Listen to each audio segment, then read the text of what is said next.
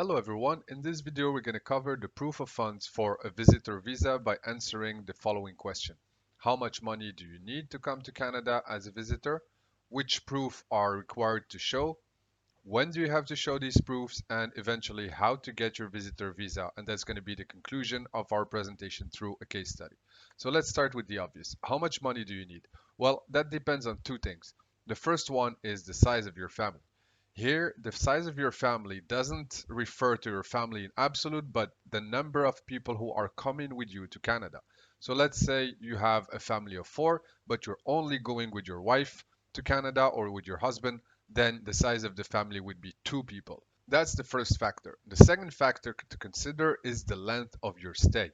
Obviously, if you're going for 2 weeks, you're not going to spend the same amount as if you're going for 4 months. We're going to illustrate that during the case study at the end of the video.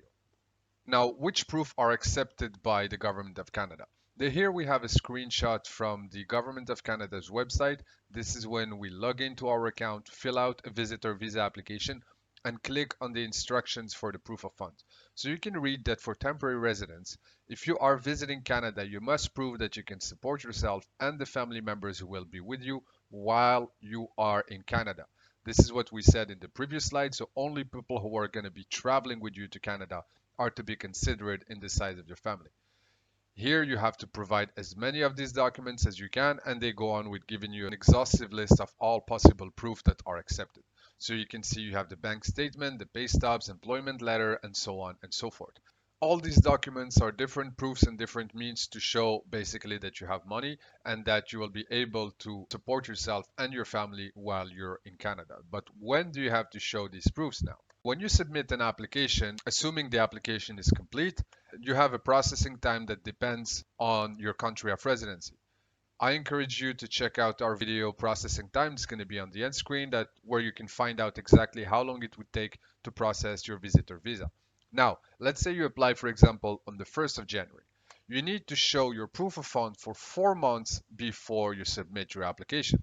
That means that if you send your application on the 1st of January, you need to show proof that you have money in your bank account for December, November, October, and September minimum. Only that consistency over 4 months or more will convince the immigration officer that you have funds in your bank account and that money is yours. And even if it's not, even if you borrowed it from friends or family, having 4 months consistency will make you overcome that requirement. But this is not enough, and we're going to see now why it's not enough with the case study. So let's take the example of an applicant who is going alone to Canada. So the size of the family would be one person. Great. He's going for 3 weeks during summertime to visit a friend. So the length of the stay would be 3 weeks. Great. Now, how much money does that person need? That person would need a minimum of $2,500 Canadian on their bank account for 4 months prior to submitting their application. And why $2,500? Because the minimum salary in Canada is around $2,100 a month. And because as a tourist, you don't live on the minimum salary. You're going to spend money, you're going to do things left and right, you're going to travel. So you need to have a little bit more than that. So for one person, if you plan to stay in Canada for 3 weeks, you need to show at least 2,500 over 4 months prior to submitting your application. But this is not the most important thing.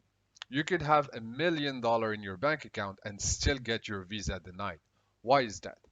Because to get your visitor visa, the most important thing for all applicants to keep in mind that you need to prove that you will leave Canada at the end of the stay. And how do you do that? By showing that you have ties to your home country. That could be family, that could be children, that could be a business, that could be a job, that could be assets.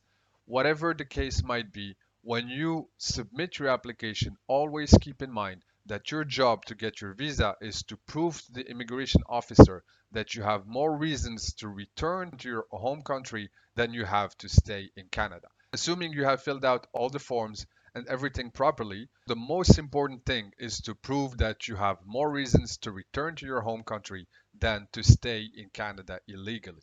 That will make the difference for your visa. A lot of people get their visitor visa even with no money in their bank account because they can prove that they know somebody in Canada that make them an invitation letter stating that they cover their expenses. and all that. And that's great. If you have a permanent resident or a Canadian citizen in Canada that can make you an invitation letter, that will help a lot.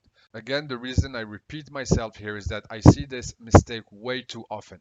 So when you constitute your file, of course, you need to have all the documents and all that. But the idea is that you need to show that you have more reasons to leave Canada than to stay illegally. If you can prove that, and if you fill a complete application, then you'll be good to get your visa. That's it for me. I hope you found this video useful. If you did, please give me a thumbs up. If you want to know more about Canadian immigration, subscribe to the channel, hit the bell to receive the notification. If you have any question, you could put them in the comment below. That's it for me. Stay safe, and I'll talk to you very soon. Bye bye.